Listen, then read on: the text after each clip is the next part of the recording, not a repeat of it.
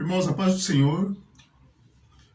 Vamos estar dando início ao estudo de hoje da revista Os Céus de Deus. Creio que os irmãos têm a revista. Quem não tem, creio que já deve ter chegado na igreja, ou vai chegar, os irmãos pegam. Creio que os irmãos também devem ter dado uma lida durante a semana. Sabe? Sei que é bem corrido, para mim mesmo é super corrido. Mas quem teve tempo, deu uma lida, sabe? Deu uma pesquisada também nos textos bíblicos, que são bem repetitivos, o que é praticamente quase todos são do livro de Apocalipse. Então nós não vamos estar lendo todos os versículos, porque, como eu acabei de falar, são alguns repetidos, e não vai dar tempo também, né? A gente está lendo tudo. Então, eu grifei alguns aqui que a gente vai estar lendo, tá? Eu vou estar lendo a revista, tá? A gente faz alguns comentários e, dando tempo, a gente termina o estudo todo hoje. Não dando tempo, nós paramos e damos continuidade no próximo domingo, tá? Para não ficar muito atropelado.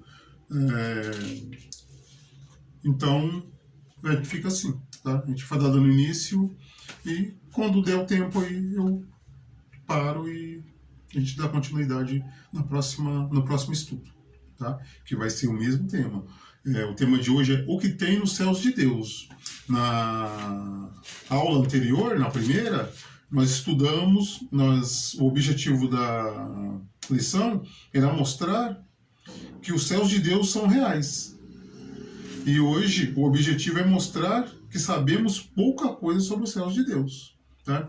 O tema antes era só para a gente, os céus de Deus, que é o nome do livro, e o tema hoje é o que tem nos céus de Deus. Tá? Na verdade é uma pergunta, né? O que tem nos céus de Deus? Tá?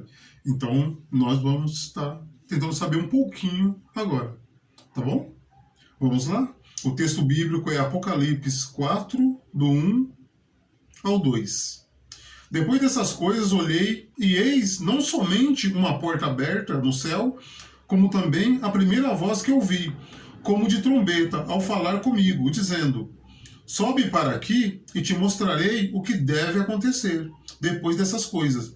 Imediatamente eu me achei em espírito, e eis armado no céu um trono, e no trono alguém assentado, que era Deus, sentado no trono. Tá? Quando abre a porta do céu, então tudo que João vê ali, tanto que Deus pede para que ele escreva isso. O que ele vê é o que ele descreve para a gente. E é basicamente o que sabemos que há no céu de Deus, que João, em espírito, ele foi até o céu. E tudo que ele vê lá, tudo que é revelado para ele é passado no livro de Apocalipse. Então, creio também que todos aí, 99% já leu o livro de Apocalipse. E você pode ler 50 vezes, toda vez que você lê, você vai sempre aprendendo mais, aprendendo. Então, aquilo que eu falei em outras aulas, não adianta falar assim, mas eu já conheço, se é sobre o livro de Apocalipse, eu já conheço. Estuda, sabe? Acompanha, porque sempre a gente está sempre aprendendo, tá bom? O objetivo da lição, mostrar que sabemos pouca coisa dos céus de Deus, mas o dia vem e não tardará, quando tudo será plenamente revelado aos redimidos. A introdução, nós vamos entrar na introdução agora. Além do apóstolo Paulo, exemplo, 2 Coríntios 12, do 1 ao 4, que nós vamos ler daqui a pouco, provavelmente João, o evangelista, foi o que mais obteve informações a respeito dos céus de Deus, em razão das visões do Apocalipse. Seguramente, o que Deus nos permite saber sobre esse lugar extraordinário está tudo contido num único livro, a Bíblia Sagrada. E precisamos de auxílio do Espírito Santo para descobrirmos essas preciosas informações. O profeta Eliseu, por exemplo, só pôde ver o que viu em relação ao arrebatamento do profeta Elias, porque foi persistente e empreendeu diligente vigilância a tudo que o seu mestre fazia. 2 Reis 2:11, que a gente conhece o que aconteceu. Eliseu grudou ali em Elias ali, sabe, ficou atento, porque sabia que Elias ia ser tomado. Então, quando Elias vem a carruagem de fogo e leva Elias, Eliseu fica com a capa dele e segue o ministério de Elias. Que não é um estudo, mas é só pra gente lembrar dessa passagem, que o que aconteceu, sabe? O que ele viu, sabe? Todo o que ele presenciou ali. O apóstolo João estava preso na ilha de Patmos, situado no mar Egeu, um braço do mar Mediterrâneo, e segundo ele, por causa da palavra de Deus e do testemunho de Jesus. Apocalipse 1:9. Naquele lugar inóspito, Deus lhe concedeu uma das mais espetaculares revelações de todos os tempos, e que deveria ser escrita. Apocalipse 1:11. Em simples análise, notamos que o livro de Apocalipse está dividido em 3 partes. Escreve, pois, primeiro, as coisas que viste. Refere-se ao capítulo 1, que Deus pede para ele escrever tudo o que ele vê. Segundo, os que são. Refere-se ao capítulo 2 e 3. E 3, o que hão de acontecer depois dessas. Refere-se ao capítulo 4 a 22. É justamente nessa última sessão que João é levado ao lugar mais santo e sublime do universo, os céus de Deus. Imagina só ser levado aos céus de Deus, sabe? E quando nós falamos os céus de Deus, não tem como falar dos céus no plural sem citar o livro de Coríntios, onde Paulo foi levado ao terceiro céu. E daí em diante há um monte de estudo, especulação também, sobre se existe 1, se existe 2, se existe 10, se existe 3 só, sabe? Por que ele foi levado ao terceiro? Se fosse o último, não falaria o terceiro, falaria o último céu. Enfim, seja lá quantos céus que existem, sabe? Nós vamos morar com Deus, sabe? E segundo Coríntios, nós vamos ler agora 12:1-4. Em verdade que não convém gloriar-me, mas passarei as revelações do Senhor. Conheço um homem em Cristo que há 14 anos, se no corpo não sei, se fora do corpo não sei. Deus o sabe. Foi arrebatado até o terceiro céu.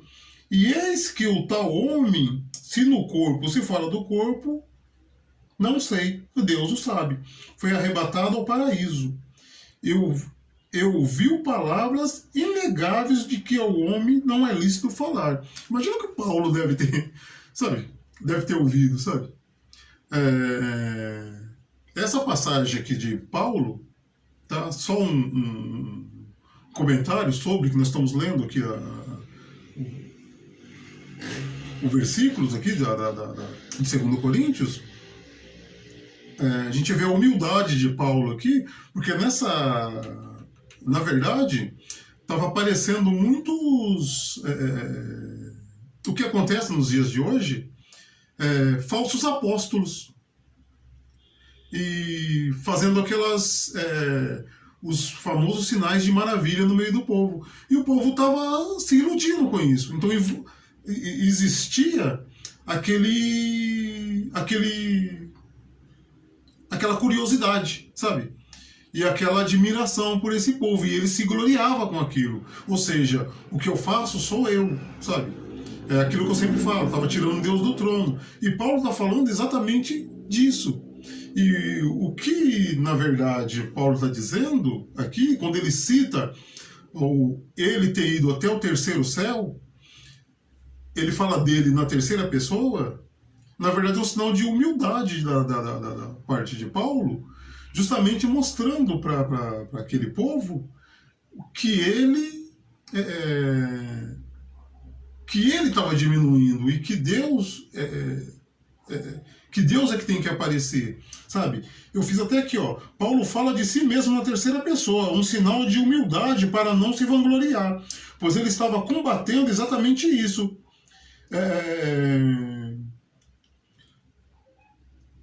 Então, se Paulo fala, eu fui ao terceiro céu, eu falei com Deus, Ele estava se colocando na posição daquelas pessoas. Então ele cita essa pessoa que ele na terceira pessoa, e depois ele fala o que Deus falou, que a minha graça te basta, sabe? Que o poder de Deus se aperfeiçoa na fraqueza. Isso era uma mensagem que ele estava passando para aquele povo, para esses falsos apóstolos, sabe? E como eu acabei de falar, não é o tema de hoje, mas é só para a gente entender por que ele fala na terceira pessoa. É um sinal claro sabe, de diminuir, sabe, de não ser, sabe, que a glória não é minha, a glória é de Deus, sabe. Ou seja, eu fui ao terceiro céu, eu falei com Deus, sabe, eu pedi a minha cura, sabe, Deus falou para mim que a graça dele me basta, e eu entendi, sabe. E vocês estão aqui fazendo isso, e falando que a glória é de vocês, sabe. É mais ou menos isso que... Mas não é isso que Paulo estava passando naquela época, tá? Vamos prosseguir aqui, vamos ler o Apocalipse 1, 9. Eu, João, que também sou vosso irmão e companheiro na aflição e no reino e paciência de Jesus Cristo, estava na ilha chamada Patmos, por causa da palavra de Deus e pelo testemunho de Jesus Cristo. João, ele cita aqui que ele estava na ilha, ele foi jogado na ilha de Patmos, justamente por pregar a palavra de Deus, sabe? Por ser companheiro na tribulação e no reino, e paciência de Jesus Cristo, por causa da palavra de Deus, por acreditar em Cristo, e a palavra essencial de Deus, e pelo testemunho do Evangelho de Jesus Cristo. João foi jogado na ilha exatamente por pregar o Evangelho, sabe? E ele fala aqui, eu sou companheiro nas aflições, sabe? E sou paciente também, sabe? Paciência de Jesus e no reino, e paciência de Jesus Cristo.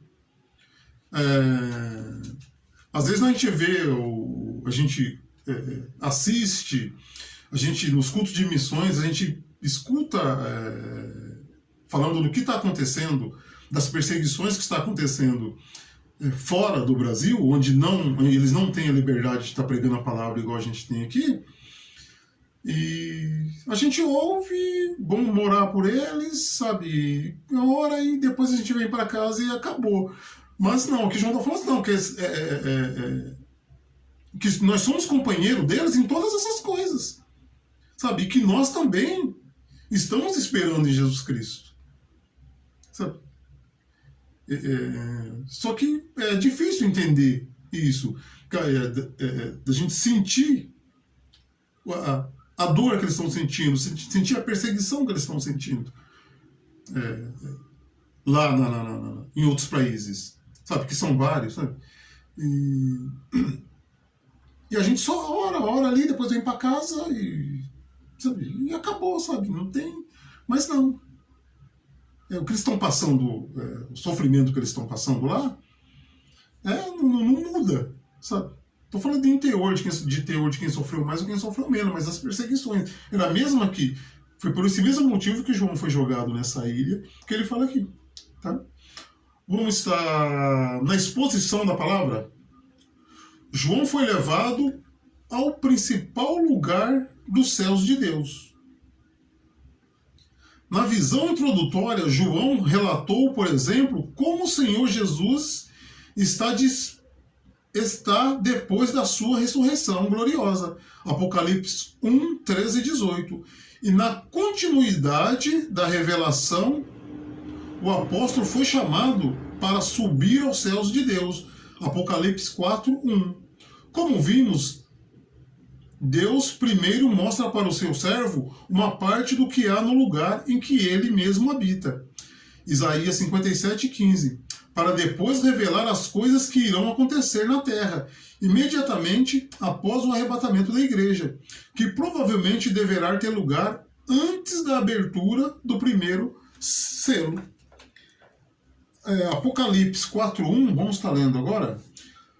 Depois dessas coisas, olhei e eis que estava uma porta aberta no céu, e a primeira voz, que como de trombeta, ouvira falar comigo, e disse: sobe aqui e mostrarei-te as coisas que, depois dessas, devem acontecer.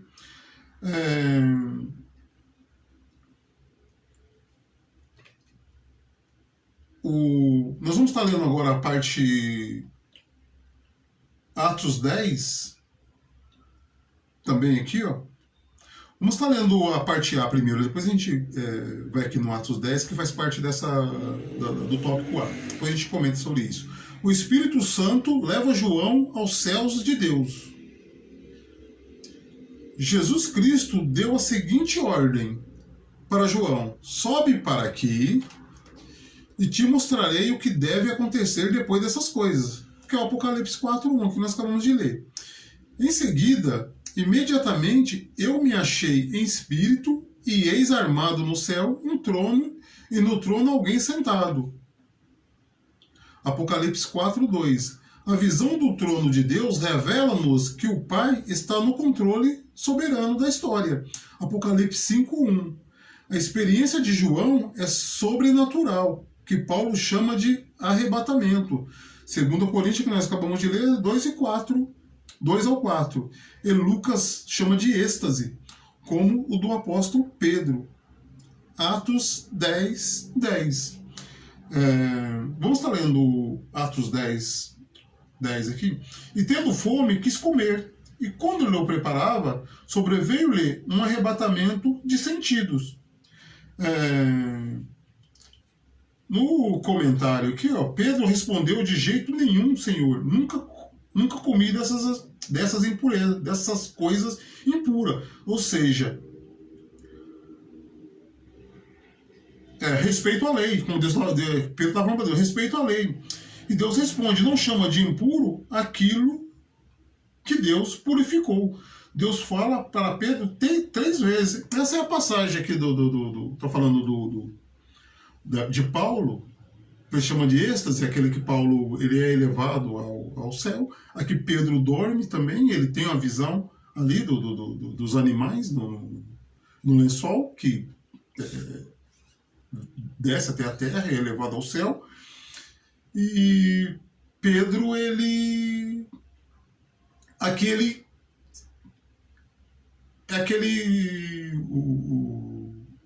que já comentei em outras estudos também, dos pessoas santo demais, sabe? Ele, sabe, Deus está mandando ele ir, ele não, eu não vou fazer, eu sou assim, eu não vou me misturar. Não, Deus fala para Pedro 3 vezes. Pedro responde: de jeito nenhum, Senhor, eu nunca comi coisas impuras, ou seja, eu respeito a lei. Deus responde: não chama de impuro aquilo que eu purifiquei, ou seja, eu purifiquei, então não é mais impuro. É a passagem aqui de Atos 10, que a gente lê só um versículo, então só para os irmãos entenderem que a gente está, todo o contexto da lição. Só repetindo aqui, ó, a experiência de João é sobrenatural. A experiência de João é sobrenatural, que Paulo chama de arrebatamento. Experiência que João teve na ilha de Patmos. Que é o arrebatamento.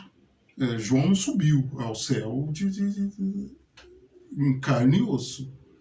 Ele subiu em espírito. É o que aconteceu com Paulo também. Por isso que cita aqui, que o apóstolo Pedro aqui, ó, em Atos 10 aqui, no caso de Pedro, também foi um arrebatamento. E no caso de Paulo, Lucas chama de êxtase, né? Que também é um arrebatamento, tá? Onde é elevado ao 3º céu. E Pedro, da mesma maneira, ele tem fome, dorme ali um sono, e no sono ele tem a visão ali, onde Deus pede para ele, Deus mostra os animais para ele, e antes Deus o anjo já tinha aparecido já para Cornélio, e enfim, é o contexto desse versículo que nós acabamos de ler. No parte B, a sala do trono de Deus. Como vimos, a primeira visão joanina é do próprio Deus.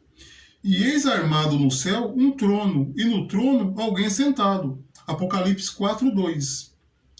Que ele descreve de forma simbólica ou poética. Apocalipse 4:3. Isso porque Deus é puro espírito. João 4:24. E a Bíblia diz que nenhum mortal jamais viu ou pode contemplar a sua face. O único que é imortal habita em luz inacessível, a quem ninguém viu nem pode ver. A ele seja honra, poder para sempre. Amém. 1 Timóteo 6,16. A visão de João foi semelhante à que Isaías teve cerca de 740 anos antes de Cristo, na ocasião em que Deus o comissionou para o ofício profético, no ano da morte do rei Uzias. Eu vi o Senhor assentado sobre um alto e sublime trono, e as abas de suas vestes enchiam o templo. Isaías 6:1. Os detalhes da visão que o profeta descreve também são parecidos com os que João apresenta na sequência da revelação que Deus lhe deu. Exemplo, as 12 serafins, Isaías 6:2, que ele chama de seres viventes, Apocalipse 5, 6, 8. Vamos ver se eu marquei aqui. Apocalipse 5, do 6 ao 8. Vamos estar lendo? E olhei, e eis que estava no meio do trono e dos 4 animais viventes, e entre os anciãos, um cordeiro como havendo sido morto, e tinha 7 pontas e 7 olhos, que são os 7 Espíritos de Deus, enviados a toda a terra. Veio e tomou o livro da destra do que estava sentado no trono. E havendo tomado o livro, os 4 animais e os 24 anciãos prostaram-se diante do cordeiro, tendo todos eles harpas e salvas de ouro, cheias de incenso, que são as orações dos santos. Aqui a gente fala de chifres, de olhos, e o autor aqui ele explica também aqui sobre os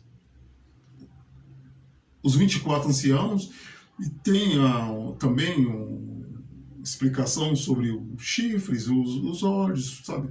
O porquê que, como eu falo, não dá para se comentar tudo aqui, que leva muito tempo, então escrevo alguma coisa. Jesus Cristo é declarado por João Batista como o Cordeiro de Deus que tira o pecado do mundo. Através desse Cordeiro, tudo se torna novo, e um dia tudo ficará bem.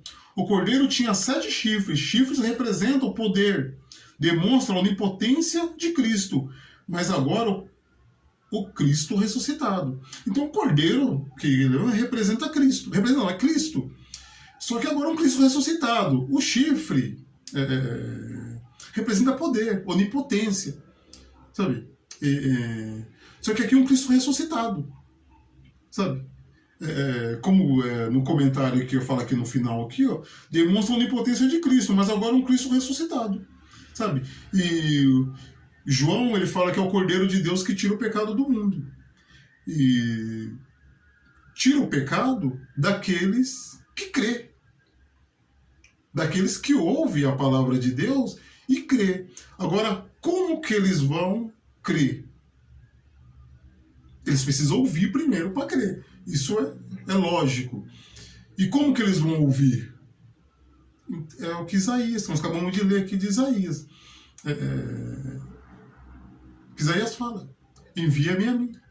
Então, que eu acabei de citar de João, aqui no caso, que foi jogado na ilha de Patmos, não vamos descrever como que João foi jogado lá, o que aconteceu com ele, o sofrimento que ele, sabe? Mas João foi jogado por pregar a palavra de Deus, por pregar a palavra do Cordeiro. E para que o pecado do mundo seja tirado, alguém precisa ser enviado. Alguém precisa pregar a palavra. E a ordem de pregar essa palavra foi dada a nós. E aqueles que estão sofrendo perseguição em outros países, ou aqui no Brasil mesmo. A gente fala muito de outros países, mas tem aqui no Brasil também perseguição da questão. Em outros países, eles estão lá porque eles estão fazendo com que essa palavra seja ouvida, para que essa palavra seja pregada, para que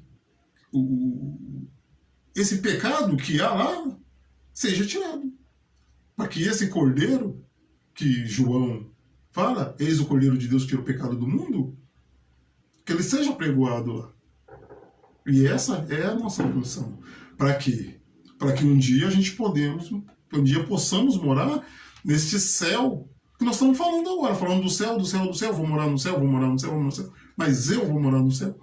Eu não vou morar no céu sozinho. Então, para que alguém vá morar junto conosco no céu, nós devemos pregar. E as maneiras de se pregar a palavra de Deus, de mostrar o Cordeiro de Deus que tira o pecado do mundo, são várias, são diversas. Sabe? Não é porque alguém usa de tal maneira para pregar a palavra de Deus que eu tenho que fazer igual. Cada um tem a sua maneira de pregar a palavra de Deus. Mas o importante é que seja pregada. Sabe? O importante é que seja pregada. E isso 24 horas por dia. Não pode parar. Sabe? Sempre. Alguém olhar para você e... que não cansa de falar aqui, né? Mesmo assunto. Vamos para a parte 2 aqui, o tópico 2. O que tem nos céus de Deus. Deixa eu ver meu tempo aqui. Devemos lembrar que João teve a revelação do Apocalipse por volta do ano 90 depois de Cristo. E a descrição dos seres celestiais e dos utensílios, utensílio imobiliário, exemplo, trono, que sempre é mencionado o trono e Deus sentado no trono, e no caso do Estevão, ele vê o céu aberto, vê o Jesus Cristo à destra do Pai, sabe? E aqui também, falando do Cordeiro também, né? E a descrição dos seres celestiais e dos utensílios, exemplo, trono, que viu no céu. E é feita com base no limitado conhecimento que tinha das coisas.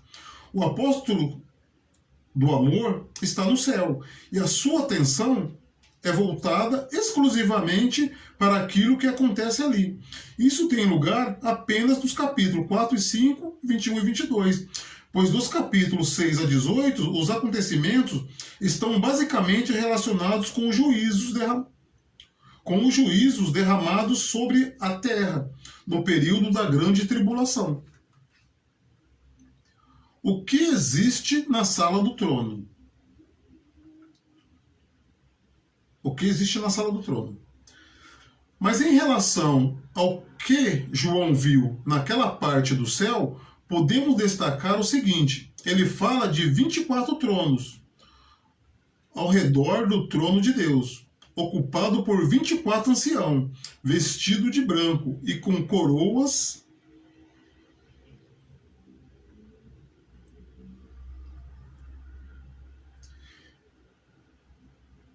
Vamos lá, só para mim não...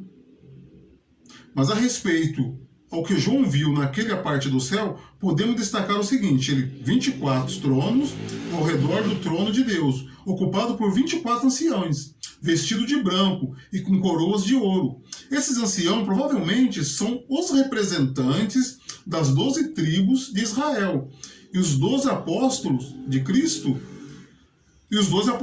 Apocalipse 4:4. Além dos relâmpagos, vozes, trovões e as 7 tochas de fogo, João também viu um mar de vidro, que não é literalmente um mar, Apocalipse 21:1, mas uma figura da glória de Deus, Apocalipse 4:5-6. E em seguida, João vê 4 seres viventes, cheios de olhos por diante e por detrás, Apocalipse 4:6. Por causa da grande semelhança desses seres celestiais com os querubins descritos pelo profeta Eliseu, profeta Ezequiel. Ezequiel 1, 5 ao 25. Há grande possibilidade de serem as mesmas criaturas, em razão das seis asas. Alguns estudiosos os relacionam com serafins, visto pelo profeta Isaías. Isaías 6,2, nós acabamos de falar agora. Seja como for, são anjos que assistem diante de Deus, como o fim de glorificá-lo permanentemente. Apocalipse 4, do 8 ao 11. Isaías 6,2, aqui, nós vamos estar lendo Isaías 6, versículo 2. Os serafins estavam acima dele, cada um tinha 6 asas, com 2 cobriam seus rostos, e com 2 cobriam os seus pés, e com 2 voavam. Inclusive a mensagem do último culto de missões fala sobre isso. Isaías 6,2. Vamos lá. Nós vamos estar lendo o tópico B, depois a gente para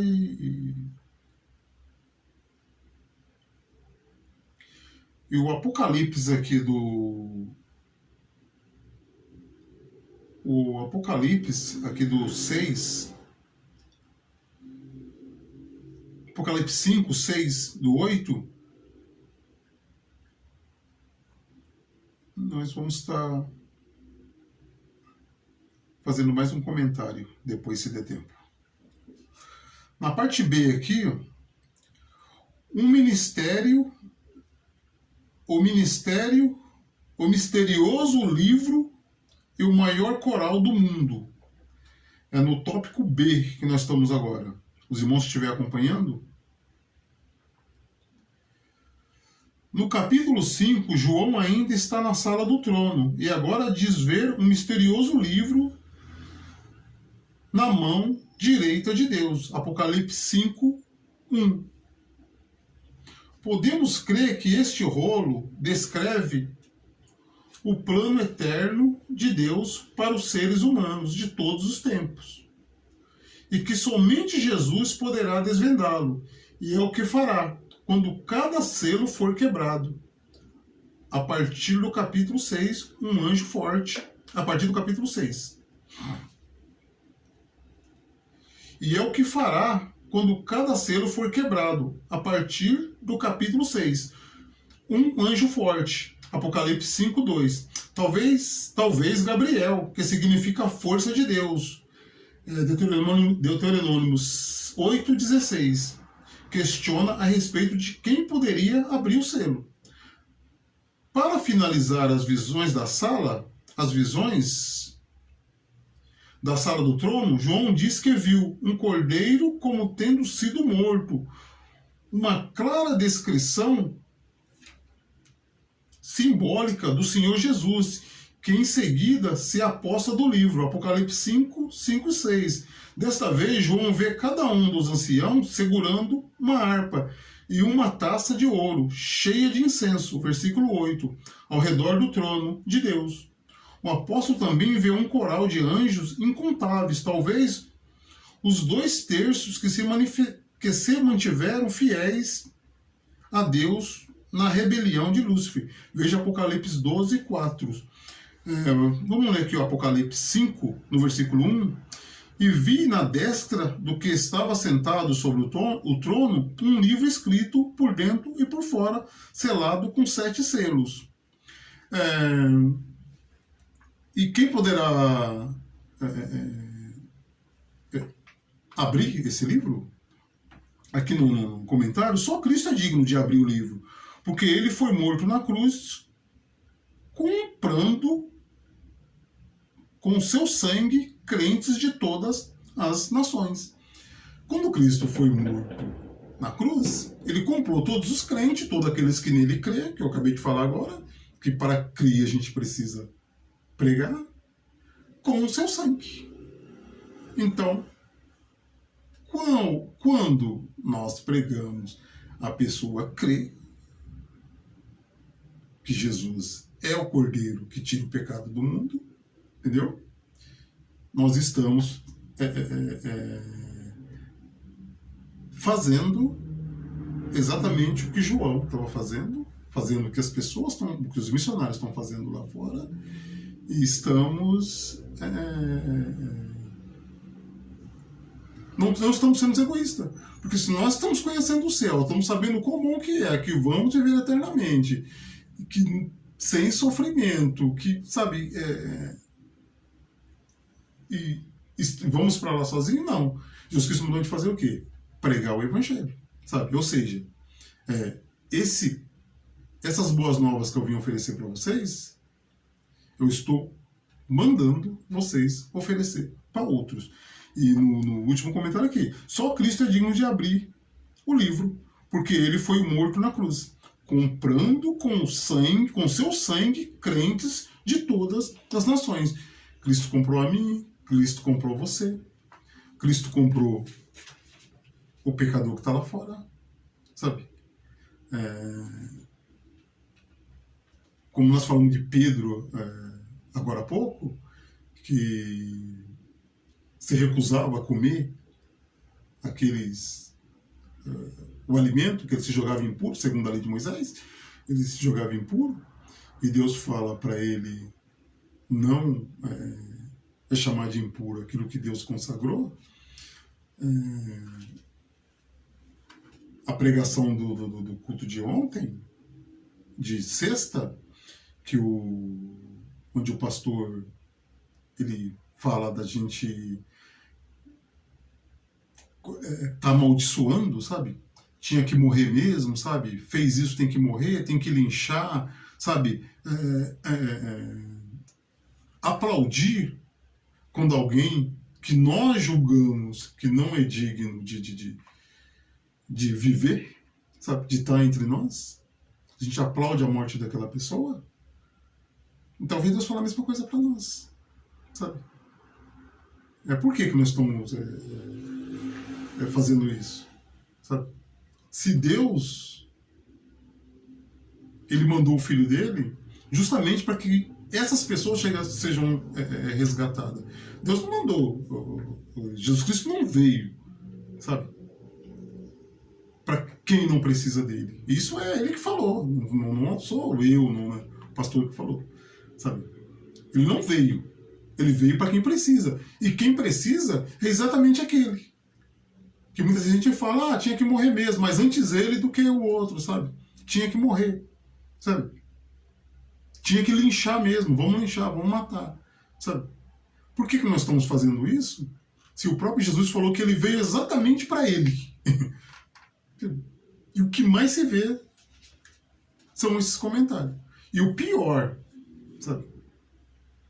Como nós estamos no estudo bíblico, e nós somos cristãos, então nós estamos falando para cristão.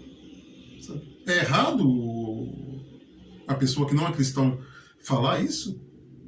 Sabe? Agora é pro cristão. É o quê? Tinha que morrer, sabe? Tinha que sofrer mesmo. Foi pouco aquilo que ele levou, sabe? Levou um tiro, tinha que levar 10. Sabe? É comum a gente ver isso. Sabe? Às vezes eu mesmo já falei, já. Sabe? Hoje estou me policiando com isso. Sabe? Ontem quando o pastor falou mesmo, sabe? Eu disse, opa, precisa melhorar, sabe? Ajuda a melhorar aí. Porque a gente fala, sabe? A gente fala. Às vezes você acabou de falar, e aí? Você acabou de falar e Jesus veio. E aí? Como que fica? E aí? E o céu que a gente está aprendendo, que a gente vai conhecer? Sabe quando a pessoa vai toda empolgada lá para o aeroporto para viajar e planejou a viagem durante meses e meses, chega lá no aeroporto, alguém fala para ele, só, o voo não vai sair não, foi cancelado. Você vai precisar voltar. Sabe? Só que ele volta para casa, faz outra viagem. Não, lá não. Chegou lá e falou, infelizmente não vai dar para você entrar aqui não. Já era, é inferno. Sabe? Então, a gente tem que prestar muita atenção. Sabe? Como Jesus falou, virar como um ladrão. Sabemos se vai vir daqui 5 minutos, daqui 10 minutos, daqui 1 ano, daqui 10 anos, ou daqui 1000 anos. Sabe? Deus não é dependente de tempo. Jesus não é dependente de tempo. Não depende do dia, à noite. Não depende de nada disso. Sabe? Então, para Deus vir daqui a 1000 anos para nós, ou vir amanhã para Ele, para Jesus vir daqui a 1000 anos, ou vir amanhã, Ele só está vindo. Ele não depende do tempo, sabe? E nem nós vamos depender quando estivermos lá na glória com Cristo. Em nome do Senhor Jesus Cristo. Nós vamos parar aqui no final da lição B. Nós vamos dar início depois na lição C. Não vai ficar muito tarde, sabe? Muita coisa, sabe? Eu escrevo tanta coisa aqui que eu vou marcando, sabe? Fazendo um comentário aqui pra gente estar falando, pra gente estar comentando, mas não dá. Sabe? Não dá. O tempo já passou, já que faz tempo. Já tem 30 minutos. Né? O vídeo ficar bom. Então sempre puxando minha orelha, estou demorando muito, a André principalmente. A paz do Senhor a todos, fique com Deus, uma boa semana, que Deus abençoe a vida de cada um e que essa pandemia vai passar em nome do Senhor Jesus Cristo. E em breve nós fazemos a escola bíblica ao vivo, físico, não virtual. A paz do Senhor a todos, fique com Deus.